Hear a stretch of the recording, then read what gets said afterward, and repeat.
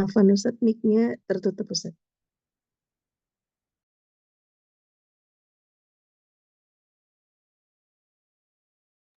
Oh, iya.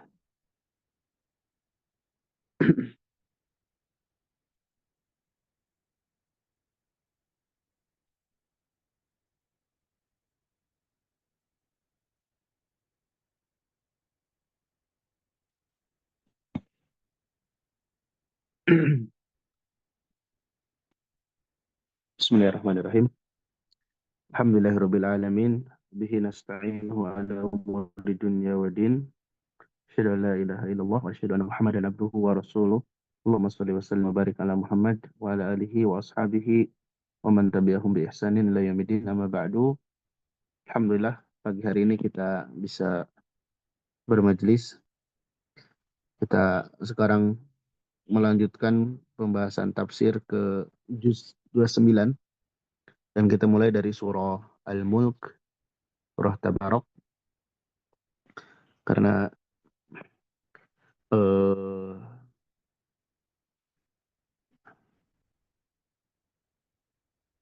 supaya kita, karena sebagian orang menghafal surah ini ya, lebih banyak menghafal surah Tabarak daripada Al-Mursalat. Baik, sebelum kita masuk ke pembahasan tafsir, di sini ada beberapa mukaddimah. Pertama terkait penamaan surah disebut Al-Mulk karena surah ini dibuka dengan mensucikan Allah, penyucian terhadap Allah Subhanahu wa taala, yang mana di tangannya lah kerajaan dan segala sesuatu, terhadap segala sesuatu Allah Maha Kuasa. Kemudian karena disebutkan perkara-perkara yang tidak mungkin bisa terwujud kecuali bagi yang memiliki kerajaan yang sempurna dan pengaturan yang mutlak, yaitu Allah Subhanahu wa taala. Juga kalau kita lihat dari fadilah surah ini, surah ini akan menjadi syafaat ya di kubur kita. Akan menjadi syafaat di dalam kuburan kita. Baik. Kemudian di antara isi kandungan surah disebutkan penyebutan sebagian besar dari sifat-sifat Allah. Sifat-sifat keagungan bagi Allah. Seperti Allah Subhanahu wa taala yang satu-satunya zat ya, yang disifati dengan raja, kekuasaan yang sempurna, kemudian pencipta langit dan bumi, menciptakan langit dengan penciptaan yang sempurna ya. Kemudian Allah menghiasi langit tersebut dengan bintang ya. Kemudian Allah juga mengingatkan nikmat Allah tentang penciptaan alam ini.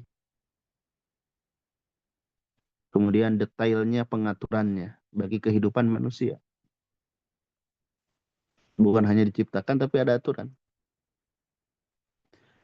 Menciptakan langit, menciptakan alam semesta, dan semua itu adalah perkara yang menunjukkan keesaan Allah Subhanahu wa taala di dalam uluhiyahnya. Di dalam uluhiyahnya. Kemudian dari surah ini juga terdapat peringatan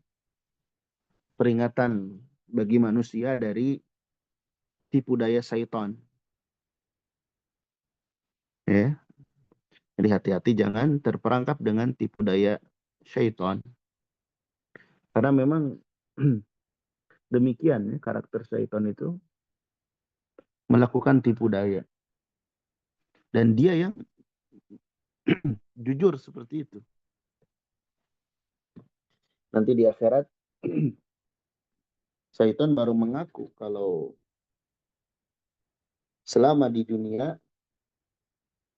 apa yang dia perbuat terhadap manusia itu tipuan semuanya. Ya. Dan dia berlepas diri nanti di akhirat. Baik. Kemudian dalam surah ini juga terdapat penjelasan bahwasanya keselamatan bi anna najata fit tibai rasul. Keselamatan itu ada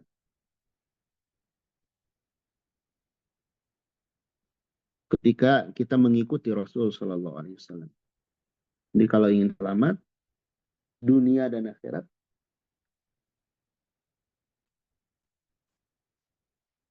maka ikutilah Rasul Shallallahu Alaihi Wasallam. Ikuti Rasul Shallallahu Alaihi Wasallam. Juga kerugian itu ada ketika mendustakannya. Ya.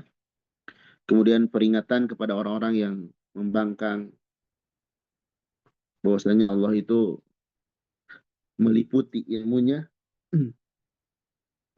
kepada seluruh makhluknya. Kemudian ada perbandingan nanti tempat kembali orang kafir dan orang mukmin, ya.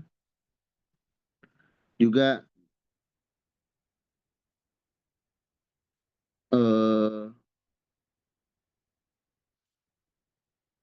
orang-orang musyrik putus asa ya, dari mereka bergantung kepada patung-patung. Karena mereka bergantung patung-patung tersebut, mereka berharap bisa menolongnya, memberi rezekinya. Kemudian mencela mereka atas kekufuran mereka terhadap nikmat Allah. Dan mereka ingin segera Nabi itu wafat. Ya. Kemudian Allah menjelaskan kepada mereka apa yang Allah siapkan untuk mereka, ya, yang layak bagi mereka siksa di dunia dan di akhirat. Nah, ini garis besar makna dari surah Al-Mulk ini. Baik. Ada yang baca? Silakan. Iya Ustaz, insyaallah Ustaz Mugifari. Silakan. Assalamualaikum warahmatullahi wabarakatuh. Waalaikumsalam warahmatullahi wabarakatuh.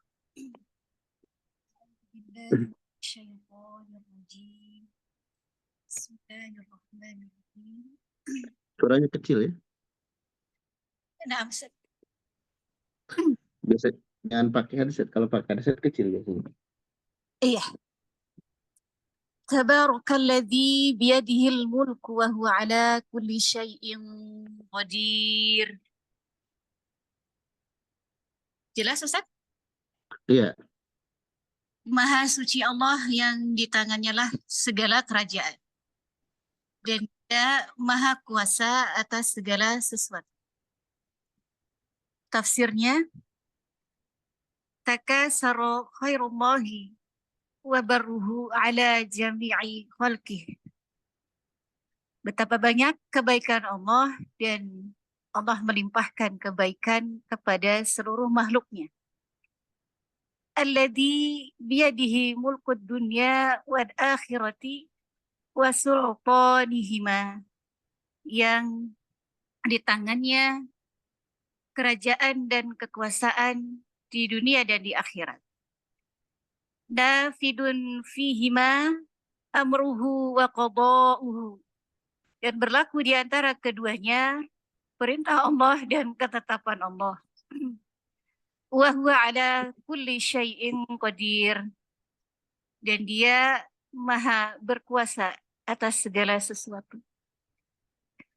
Wa yustafadu minal ayati subutu sifatil yadi lillahi subhanahu wa ta'ala ala ma yaliku bijalalih. Dan dari ayat ini bisa diambil faidah tentang tetapnya dari sifat tangan Allah subhanahu wa ta'ala yang sesuai dengan sifat ketinggian bagi Allah. Baik. Di sini Allah berfirman, Tabaraka, Maha Suci. Tabarok, atau sering kita dengar arti berkah. Kalau berkah untuk makhluk artinya kasratul khair wa subutuhu.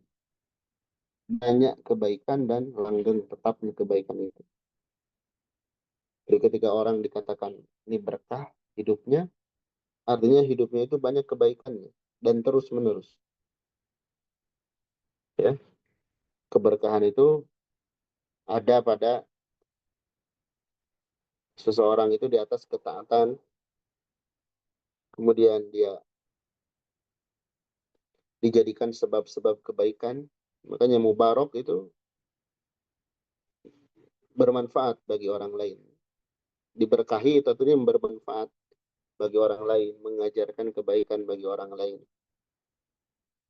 Adapun di sini tabarakallah, tabarakalladzi biyadihil mulk, maksudnya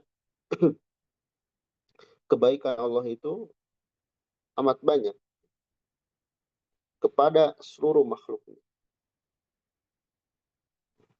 Di sini kalau kita renungkan, ya, kita masih diberi jatah usia, diberi banyak nikmat. Dalam keadaan taat kita mungkin tidak sebanding dengan nikmat-nikmat tersebut kalau diukur. Tapi Allah senantiasa memberikan. Bahkan kepada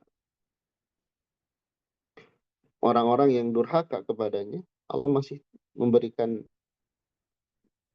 kesempatan untuk bertaubat, masih diberikan nikmat. Ya. Kemudian yang mana di tangannya lah kekerajaan dunia dan akhirat. Nah, di sini disebutkan yad, ya, tangan. Sebagian kelompok mempermasalahkan hal ini. Kemudian mentakwil Allah nggak mungkin punya tangan, katanya. Kemudian mereka menyebutkan yad di sini maksudnya kekuasaan.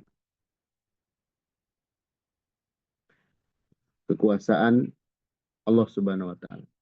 Yang benar di sini kata ditafsir adalah subut sifatil yad lillah. Tetapnya sifat tangan bagi Allah. Allah tuh punya tangan. Seperti apa? Atau bagaimana? Nah, di sini jangan kita permasalahkan yang layak bagi keagungannya. Tapi kita beriman Allah tuh punya tangan itu wajib. Sebagaimana kita wajib beriman Allah tuh istiwa di atas aras, turun ke langit dunia.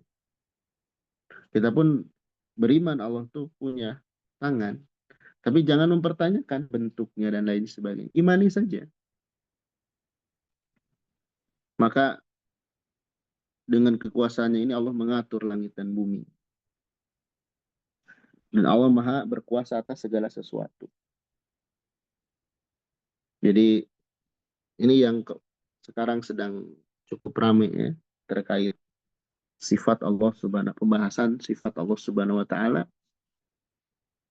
Mungkin sebagian orang menganggap ini masalah ringan, jangan dibesar-besarkan. Buktinya penentangan-penentangan dari kelompok-kelompok tertentu terkait sifat ini banyak yang menolak.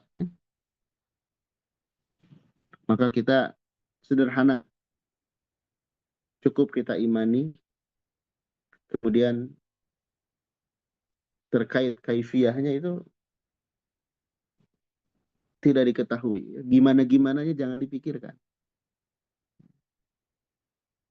Tapi menyebutkan tangan itu wajib. Ya, baik. Selanjutnya.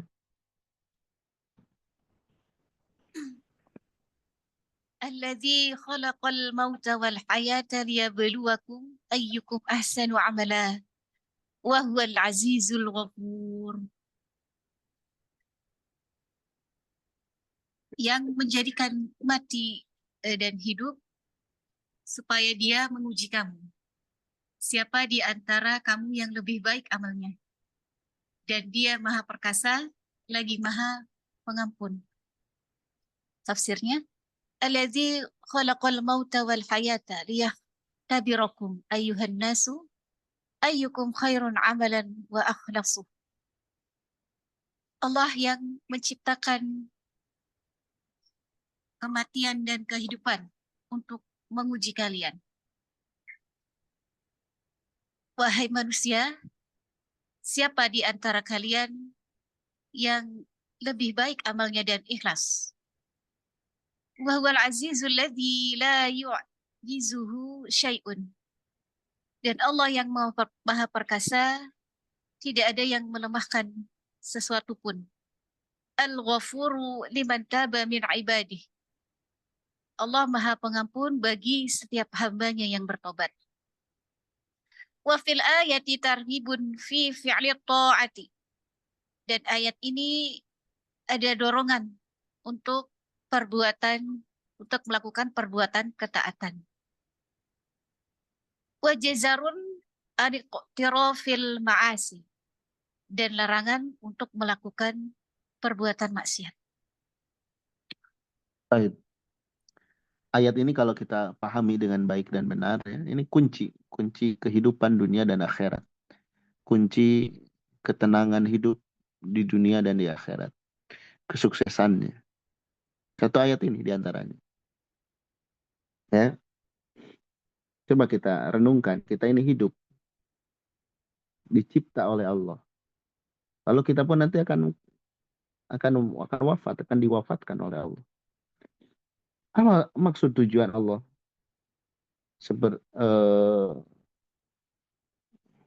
Adanya hidup, adanya kematian.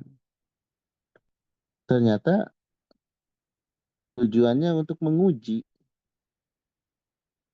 Ya. Allah ingin tahu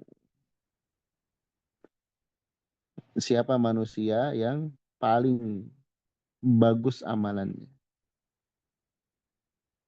Ya. Paling bagus amalannya. Jadi kalau kita sadar, pertama kita sadari hidup ini ujian.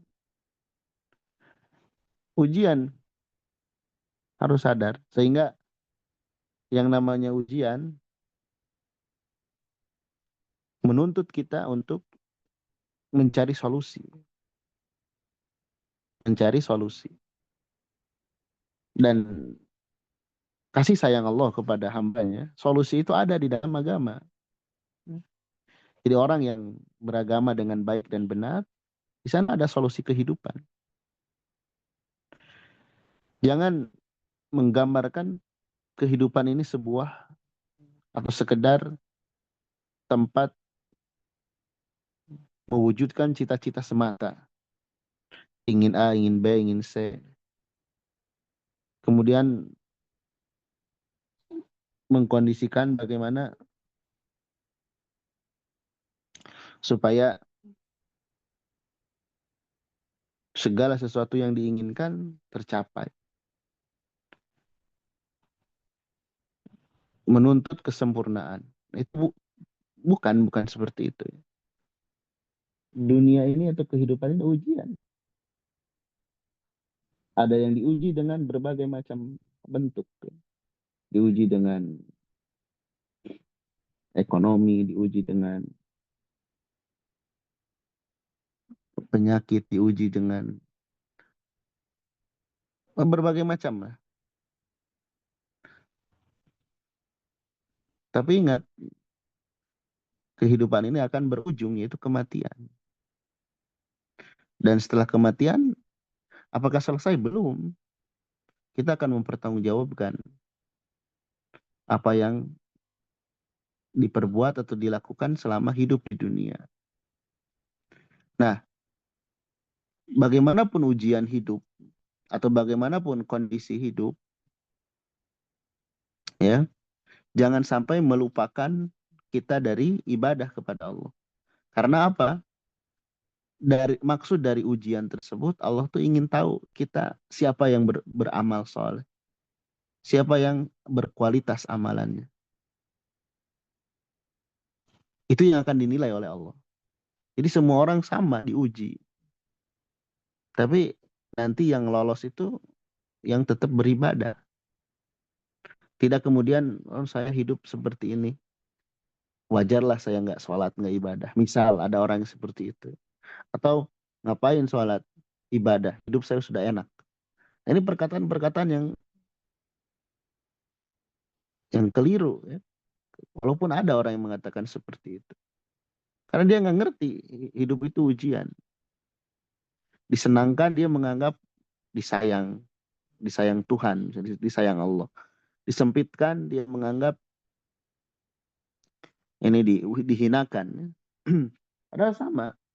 Lapang, sempit itu ujian semuanya. Tinggal kita mengisi kehidupan ini dengan ahsanu amala. Karena Allah tuh inginnya kita tuh berbuat amal yang terbaik. Inginnya Allah tuh itu. Kita menghadapi ujian dan tetap mempersembahkan amal yang berkualitas. Juga di sini tidak dikatakan aksaru amala, amalannya terbanyak. Tidak, tapi ahsanu, amalan terbaik. Ya.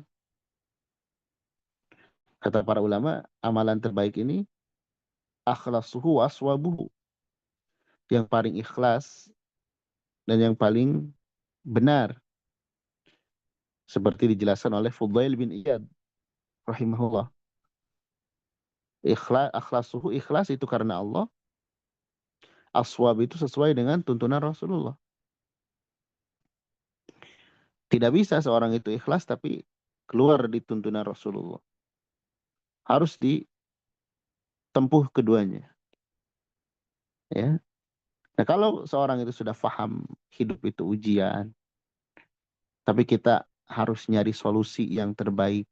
Dan solusi yang terbaik itu adalah agama dengan beramal soleh, dengan ibadah. Nah, itu solusi dalam hidup. Adapun kehidupan kita, ada yang Allah lapangkan, ada yang Allah sempitkan, ada yang Allah cukupkan. Yang Allah nilai itu bukan kayanya seseorang, bukan miskinnya seseorang. Tapi yang Allah nilai itu gimana dia menjalaninya. Orang kaya raya, rajin ibadah, ada. Allah ciptakan, yaitu Nabi Sulaiman alaihissalam. Sehingga nanti di akhirat, ketika ada orang kaya raya yang malas ibadah, Allah jadikan hujah Nabi Sulaiman. Ini ada hambaku yang aku berikan kaya raya luar biasa. Gak mungkin sekarang ada yang sekaya beliau, tapi masih taat kepada Allah. Kenapa? Karena Nabi Sulaiman paham. Sampai mengatakan, Hada min fadilobi liyabluwani. Semua yang aku miliki ini karunia dari Allah. Apa tujuannya? Untuk mengujiku. Nah, Nabi Sulaiman paham. Kalau kekayaan itu adalah ujian. Beda dengan keumuman manusia. Kalau sudah diberikan kekayaan, ya kesimpulannya saya disayang Tuhan. Lalu kita akan berkesimpulan berarti kalau tidak kaya, Tuhan zalim, Allah zalim. Kan nggak kayak gitu, itu salah kesimpulannya. Ya. Maka dari itu, pahami dengan baik, hidup ini ujian. Hidup, kemudian kita meninggal, kita akan bertanggungjawabkan. Dan Allah ingin tahu siapa di antara kita yang mempersembahkan amalan terbaik. Ahsanu amala itu yang paling ikhlas dan paling sesuai dengan tuntunan Rasulullah. Itu yang Allah inginkan dari kehidupan kita. Ya, itu yang Allah inginkan dari kehidupan kita. Makanya mulianya seseorang di akhirat bukan karena harta. Walikulli darajatu mimma amilu. Setiap derajat ranking ya, jabatan di akhirat mimma amilu. Tergantung amalan. Amalan. Bukan tergantung harta jabatan, bukan. Amalan. Kalau harta dia dipakai beramal, ya harta tersebut akan meninggikan derajatnya. Tapi yang benar-benar menjadi sebab seorang itu mulia di akhirat, amalannya. Maka kalau kita ingin memuliakan diri kita di akhirat kelak, persembahkan amalan terbaik. Amalan yang ikhlas niatnya karena Allah Subhanahu wa taala dan dilakukan sesuai dengan arahan petunjuk Nabi Muhammad SAW. Nah, itu sederhananya. Di sini disebutkan alladzi khalaqal mauta wal hayat. Allah yang telah menciptakan kehidupan dan kematian. Ada hidup, ada mati. Tidak, seorang itu jangan berharap hidup selama-lamanya. Dia akan mati. Tujuannya agar Allah menguji kalian, wahai manusia. Ayyukum khairun amala wa akhlasuhu. Siapakah di antara kalian yang paling bagus amalnya dan yang paling ikhlas? Paling bagus, khairun, itu sama dengan aswab, paling benar, yaitu sesuai dengan contoh Nabi. Wa akhlasuhu, yaitu dengan ikhlas. Allah pun maha perkasa. Yang tidak ada seorang pun yang mampu melemahkan Allah. Nggak ada. Siapa yang mampu menciderai Allah? Nggak ada. Ya. Kalau manusia di dunia, raja yang disebut raja oleh kebanyakan manusia misalnya, pasti ada kelemahannya, ada titik lemahnya. Ada titik lemah yang membuat orang lain bisa mencelakakannya. Tapi Allah enggak. Enggak ada satupun yang bisa melemahkan Allah Subhanahu wa taala. Maha sempurna Allah Subhanahu wa taala. Kemudian Al-Ghafur, Allah pun Al-Ghafur, Maha pengampun. Bagi siapa? Liman taba min ibadi. Bagi orang yang tobat dari hamba-hambanya. Jadi sifat Allah pengampun itu kalau orangnya mau taubat. Kalau tidak mau taubat, kemudian nanti celaka, ya salah sendiri. Ya. Kemudian dalam ayat ini terdapat dorongan untuk melakukan ketaatan. Iya, kenapa? Karena nanti yang dinilai di sisi Allah adalah amalan kita. Kualitas amalan kita. Bukan sekedar kuantitas, kualitas. Dan disebut amalan itu berkualitas jika niatnya benar karena Allah dan dilakukan sesuai dengan petunjuk Rasulullah. Maka dengan dua hal tersebut, amalan menjadi sah, diterima, berkualitas. Kalau tidak seperti itu, amalan tertolak. Ya. Orang banyak misalkan melakukan ibadah, tapi tidak ikhlas, ditolak. Atau dia sudah ikhlas, tapi dalam pelaksanaannya keluar dari tuntunan Rasulullah, maka tidak diterima juga. Maka melakukan ketaatan di sini harus memperhatikan dua aspek tadi. Niatnya yang benar karena Allah, karena ingin pahala di sisi Allah, juga sesuai dengan tuntunan Rasulullah. Juga dalam ayat ini juga ada ancaman atau pencegahan dari orang-orang yang melakukan maksiat. Gimana nanti di hadapan Allah ketika kita wafat, akan mempertanggungjawabkan apa yang kita perbuat selama kita hidup. Baik, selanjutnya. الذي خلق 7 سماوات طباقا ما ترى في خلق الرحمن من تفاوت فارجع البصر هل ترى من فطور. Yang telah menciptakan 7 langit berlapis-lapis. Kamu sekali-kali tidak melihat pada ciptaan yang maha pemurah sesuatu yang tidak seimbang. Maka lihatlah berulang-ulang, adakah kamu lihat sesuatu yang tidak seimbang?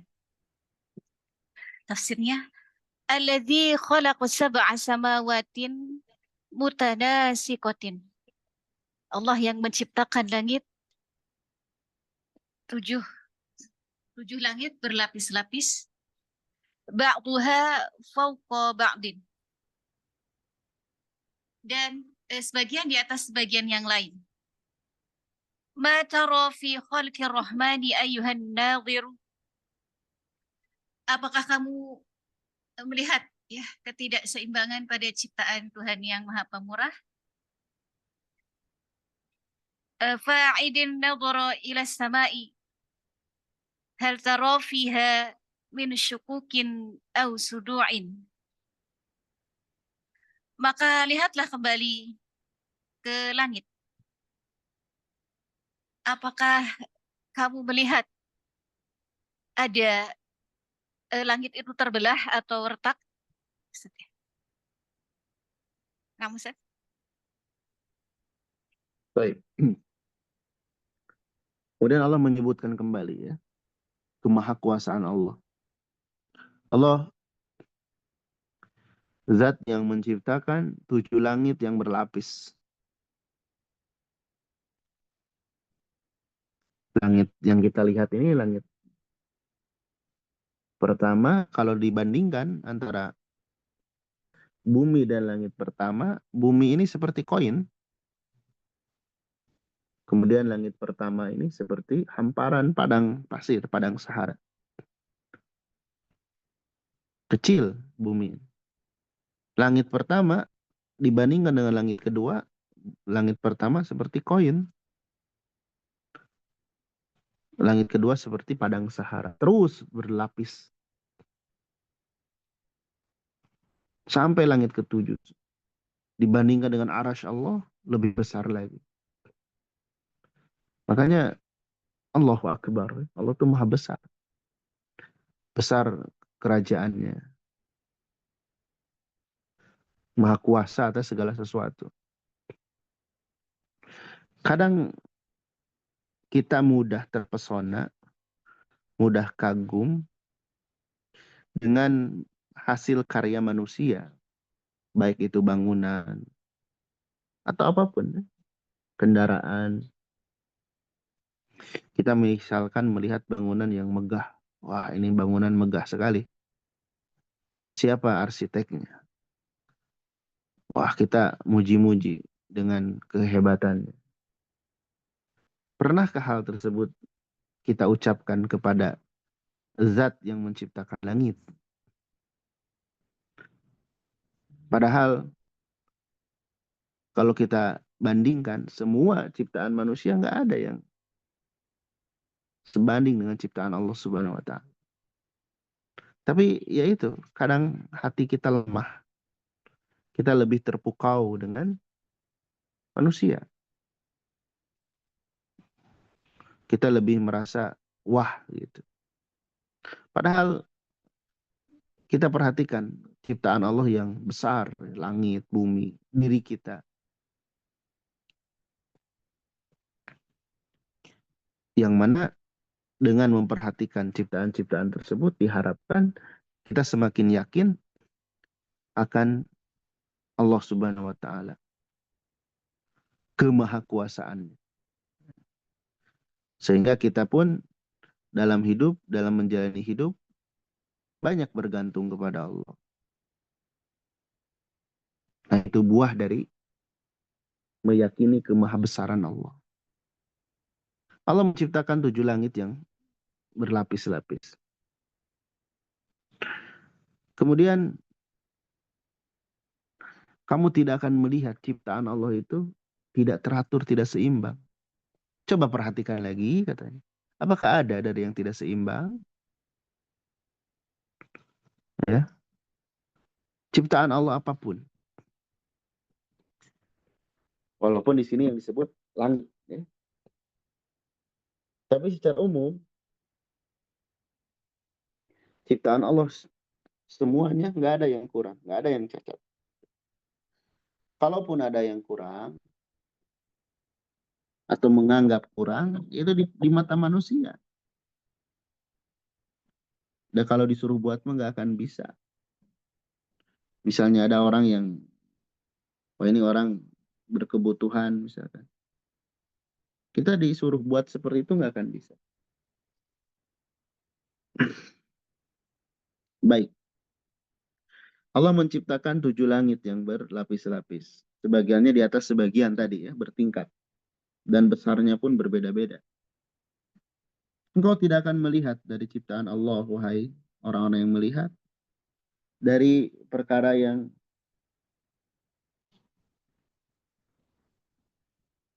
tidak seimbang. Ya.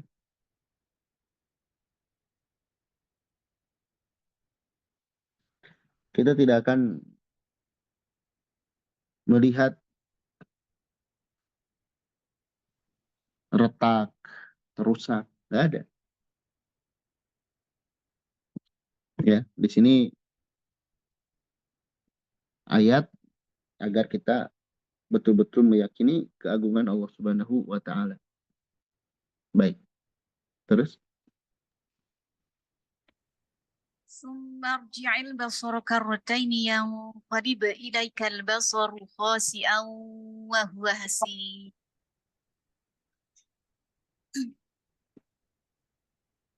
Kemudian pandanglah sekali lagi.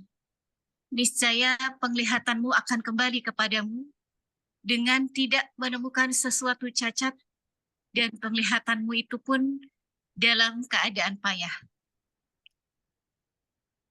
ثم أعيد النظر مرة بعد مرة يرجع إليك البصر ذليلا صاغرا عن أن يرى نقصا وهو متعب كليل. Kemudian lihatlah kembali untuk kedua kalinya.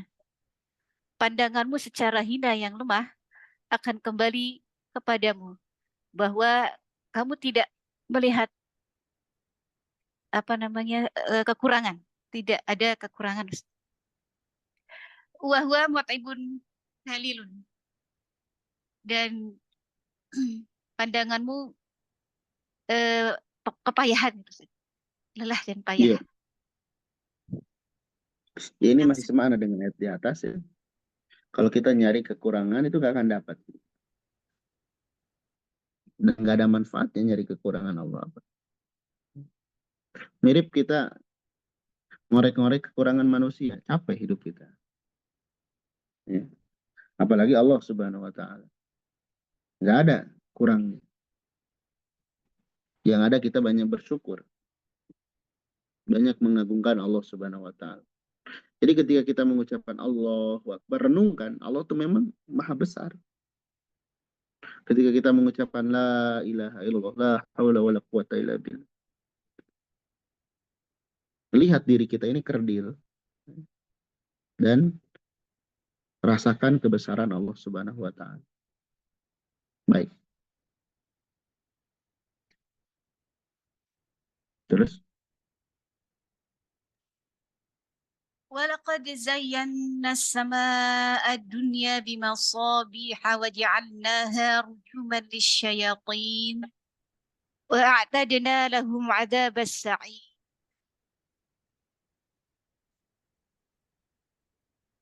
Sesungguhnya kami telah menghiasi langit yang dekat dengan bintang-bintang, dan kami jadikan bintang-bintang itu alat-alat pelempar setan.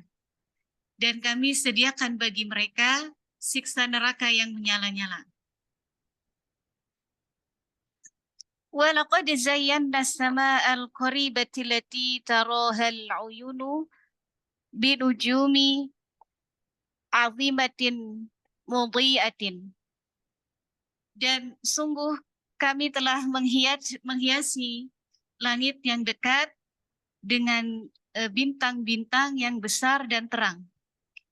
وَجَعَلْنَاهَا شُهُبًا مُحَرِّقَةً لِمُسْتَرِكِ السَّمِعِ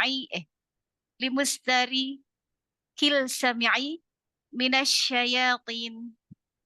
Dan kami menjadikan bintang-bintang itu untuk melempar setan yang mencuri dengar dari langit atau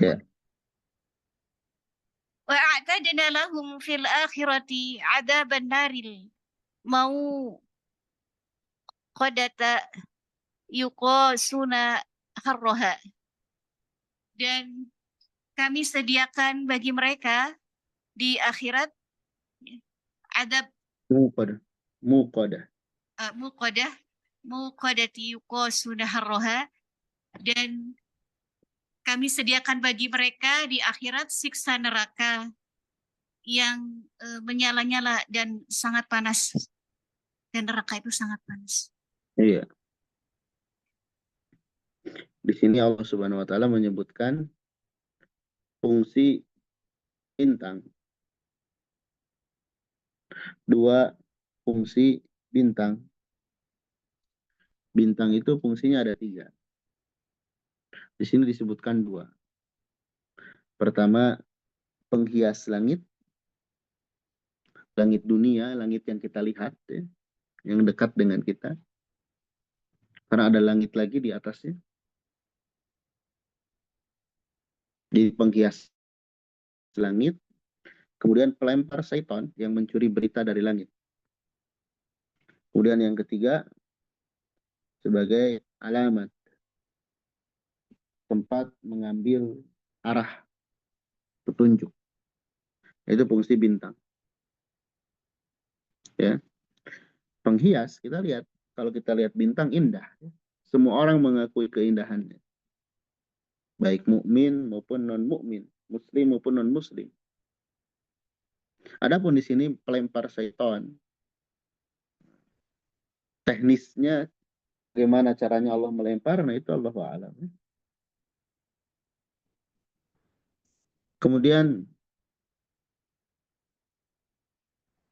kami sediakan bagi mereka adab yang api neraka yang menyala-nyala pada syaitan yang mencuri berita dari langit. Ya. Karena dulu syaitan duduk-duduk di langit ingin mendengar, mencuri berita, lalu mereka hembuskan ke telinga para dukun, lalu dukun tersebut menyampaikan kepada manusia dengan kebohongan. Tapi manusia banyak percaya. Manusia banyak percaya. Baik. Seterusnya.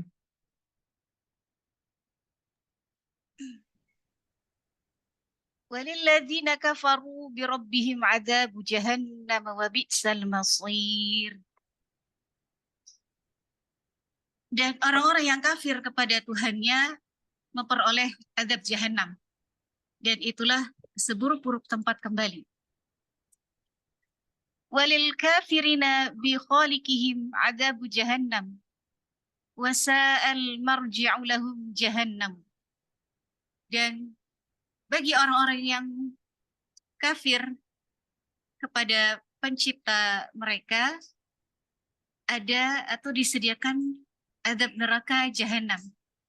Dan jahanam itu adalah seburuk-buruk tempat kembali bagi mereka.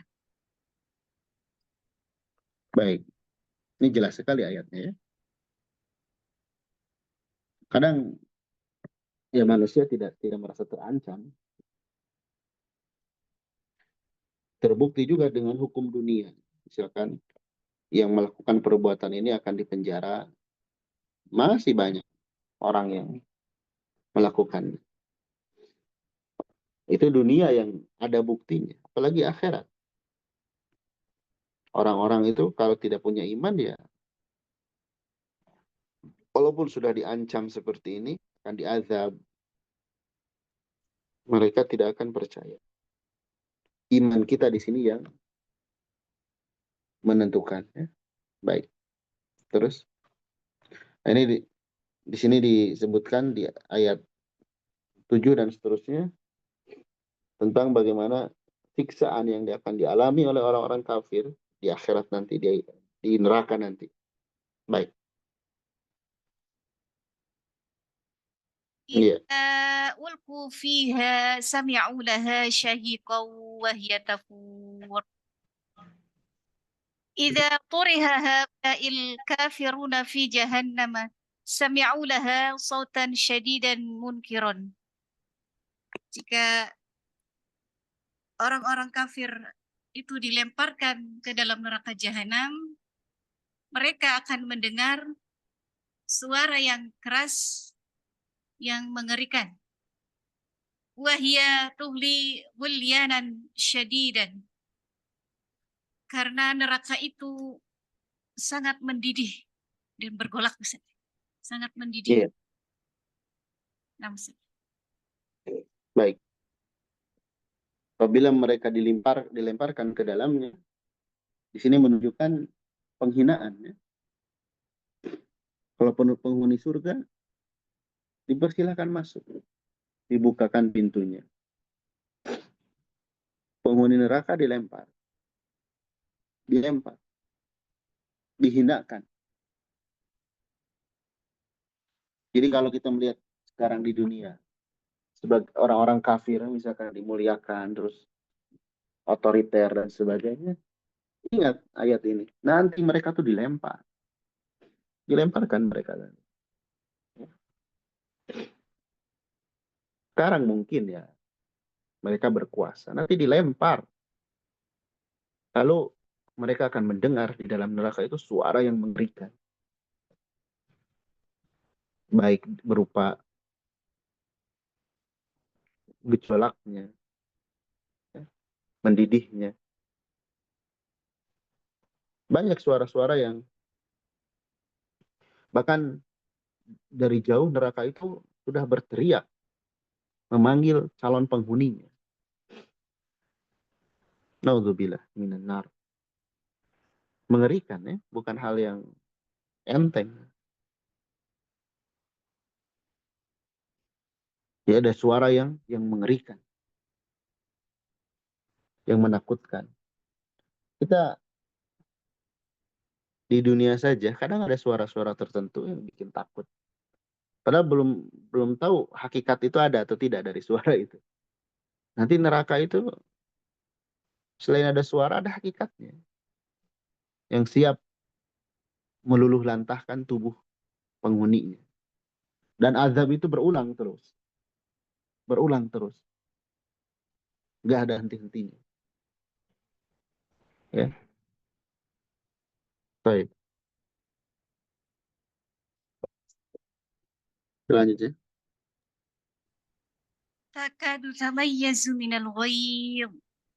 كلما ألقي فيها فوج سألهم خزنتها ألم يأتكم نذير. Hampir-hampir neraka itu terpecah-pecah karena marah. Setiap kali dilemparkan ke dalamnya sekumpulan orang-orang kafir, penjaga-penjaga neraka itu bertanya kepada mereka, apakah belum pernah datang kepadamu kamu di dunia seorang pemberi peringatan? Tafsirnya, takadu jahannamu tatamazzaqu min syiddati ghadabiha 'alal kuffar. Hampir saja neraka jahanam itu pecah karena marah kepada orang-orang kafir. Kullama turiha fiha jama'atun minan nasi sa'alahum al-muquluna bi amriha ala sabirit taubih, alam ya'tikum fid dunya rusulun yahdarkum hadzal adzab alladzi antum fih.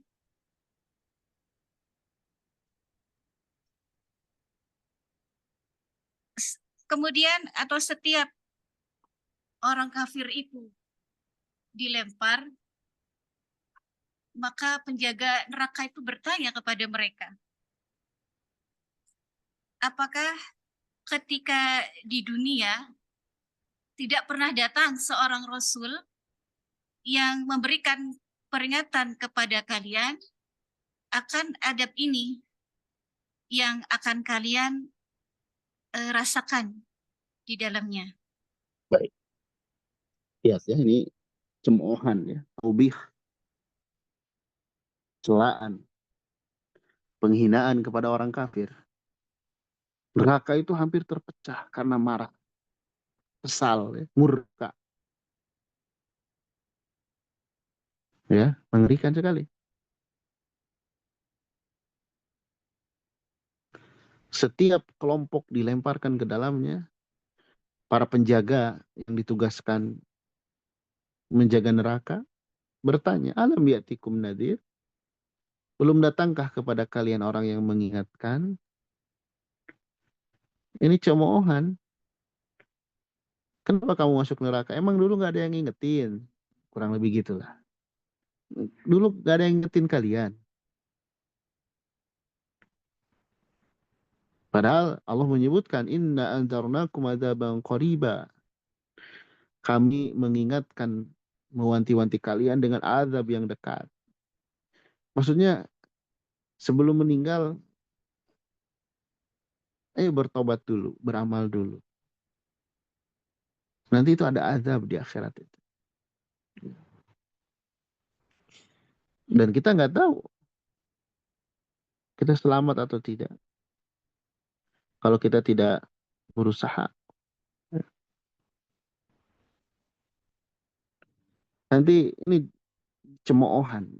Nanti penghuni neraka itu ada yang nawar, ada yang minta diringankan, minta dihentikan. Nggak ada nanti, nggak ada.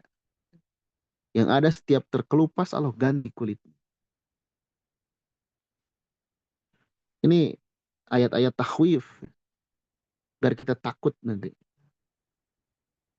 Tidak berani melanggar aturan Allah Subhanahu wa taala. Baik.